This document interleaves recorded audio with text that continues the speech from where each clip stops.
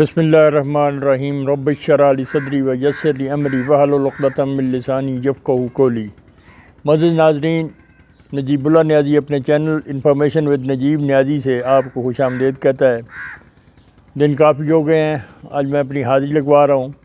تو آج حضرت ابراہیم علیہ السلام کے قصے کی آخری قسط سمجھیں، جس میں بیت اللہ شریف کی تعمیر، اس کے بعد حضرت اسحاق علیہ السلام کی پیدائش۔ تو چلتے ہیں ولاگ کی طرف۔ تو قربانی کے بعد، قربانی اسماعیل کے بعد پھر یہ ہوا کہ اس کے بعد حضرت اسماعیل علیہ السلام مکہ میں رہ گئے اور حضرت ابراہیم علیہ السلام واپس آ گئے شام میں۔ یہاں پر آئے، اللہ کی طرف سے حکم ہوا کہ اے ابراہیم میرے گھر کی تعمیر کرو۔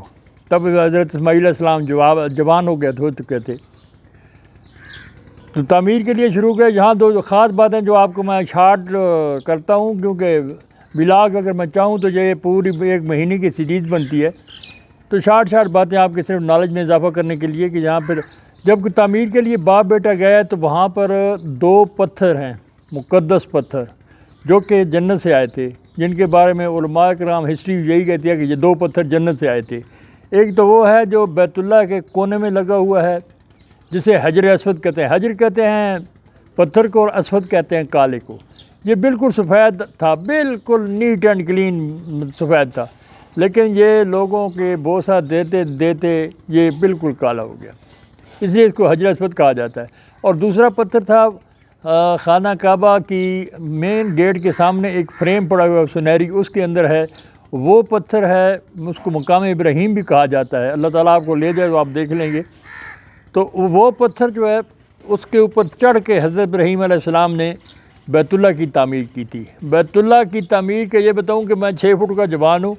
اس کے جب دروازہ جو مین گیٹ ہے وہ اتنی ہائٹ ہے اس کی کہ میں اپنے ہاتھ اوپر کروں تو میرے جو ہاتھ انگلیاں ہیں یہ بیت اللہ کی جو چوکھٹ ہے اس پہ لگتی ہیں، اتنا ہائٹ ہے، بہت بڑا۔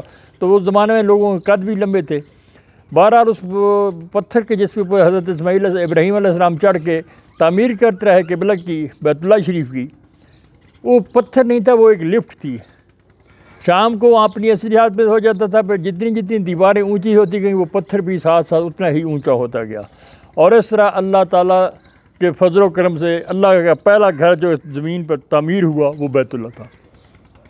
بیت اللہ شریف کی تعمیر کے بعد حضرت ابراہیم علیہ السلام کی عمر مبارک کافی لمبی ہو گئی، کیونکہ 78 سال کی عمر میں انہوں نے شادی کی تھی۔ سال بعد حضرت اسماعیل علیہ السلام پیدا ہوئے۔ ان کی پہلی بیوی تھی جو ان کی فرسٹ کزن تھی، حضرت سارہ سلام اللہ علیہا، تو ان سے اولاد نہیں ہوئی۔ تو انہوں نے اللہ تعالیٰ سے التجا کی، اولاد کی، لیکن کہتی ہے یا اللہ وقت اب گزر گیا ہے، ہماری جوانی ختم ہو گئی ہے۔ تو حضرت ابراہیم علیہ السلام کو وہی ہوئی کہ ابراہیم میں جب چاہوں اور جسے چاہوں اولاد عطا کر سکتا ہوں۔ تو حضرت ابراہیم علیہ السلام نے عرض کی کہ یا اللہ میری تو عمر بھی نہیں ہے اور میری بیوی بھی کافی بوڑھی بانجھ ہو چکی ہے۔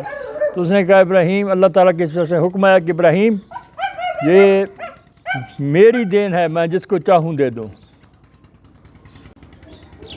اس طرح انہوں نے اللہ تعالیٰ کے حکم کو ماننے سے انکار، تو بخیر پیغمبر ہیں وہ کیا کرتے ہیں، انہوں نے کہا یہ اللہ تیری حکمت ہے، تیرا فضل ہے، یا تیرا معجزہ سمجھ لیں گے ہم۔ اور یوں حضرت اسحاق علیہ السلام، حضرت ابراہیم کی 100 سال کی عمر جب ہوئی تو حضرت اسحاق علیہ السلام پیدا ہوئے۔ یہ حضرت اسحاق علیہ السلام وہ ہیں جن کے بیٹے حضرت یعقوب علیہ السلام ہیں، پھر ان کے بیٹے آگے حضرت یوسف علیہ السلام ہیں۔ بہرحال میں نے آپ کو پہلے ولاگ میں کہا تھا کہ انبیاء علیہ السلام کی جتنی بھی اگر شجرہ یا ہسٹری کی طرف جائیں تو جا کے حضرت آدم علیہ السلام سے ملتا ہے، یہ کوئی دیگر لوگوں سے نہیں آتے، یہ خصوصی ایک لائن ہے پیغمبران کی جو آ رہی ہے۔ حضرت اسحاق علیہ السلام کی پیدائش کے بعد حضرت ابراہیم علیہ السلام ان کی پرورش کی، ان کو دینی اصول و ضوابط سکھائے، سب کچھ کیا۔ ان کو بشارت ہو گئی تھی کہ اے ابراہیم یہ بھی تیرا بیٹا بھی نبی ہوگا، اور اس میں سے بھی ایک نبوت کی لائن چلے گی، اور وہ لائن میں آپ کو بتا چکا ہوں جو ہے۔ اس کے بعد حضرت ابراہیم علیہ السلام تبلیغ اسلام میں مصروف رہے، اور روایات میں ہے کہ 150 سال کی عمر میں جا کر ان کا انتقال ہوا، انہوں نے جہان فانی سے پردہ فرمایا۔ اس طرح میں اس ولاگ کو یہاں پہ ختم کرتا ہوں، اور دعا ہے اللہ تعالیٰ سے کہ آپ سب کو اپنی حفظ و امان میں رکھے اور دین اسلام پہ چلنے کی توفیق عطا فرمائے۔ تو آخر میں کہتا ہوں کہ ویلاگ میں میرے ہر ایک میں ایک نہ ایک میسیج ہوتا ہے۔ تو ابراہیم کے ویلاگ میں میرا میسیج یہ ہے کہ توکل تو اللہ، جس کا اللہ پر بھروسہ ہے اس کی ہمیشہ کامیابی ہوتی ہے۔ جس طرح ابراہیم کو نار نمرود میں پھینکا گیا، لیکن اس آگ کو حکم ہوا کہ میرے ابراہیم کو ہاتھ نہیں لگانا، اور یہ حضرت ابراہیم علیہ السلام جد الانبیاء بھی ان کو کہا جاتا ہے کہ انبیاء کے یہ بزرگ ہیں، باپ ہیں۔ ان کو کلمہ بھی الاٹ ہوا تھا، لا الہ الا اللہ ابراہیم خلیل اللہ۔ تو بہت جلیل القدر صاحب پیغمبر ہیں، ان کی ہسٹری تفصیل سے پڑھنی ہے تو آپ بے شک قرآن پاک میں سورہ ابراہیم بھی ہے، ان کا ذکر تو تقریباً 75 بار آیا ہے قرآن پاک میں، تو ضرور پڑھا کریں اور دین سے دوری نہیں، دین سے قربت اپنائیں۔ اللہ تعالیٰ آپ کو توفیق دے۔ بہت شکریہ، السلام علیکم۔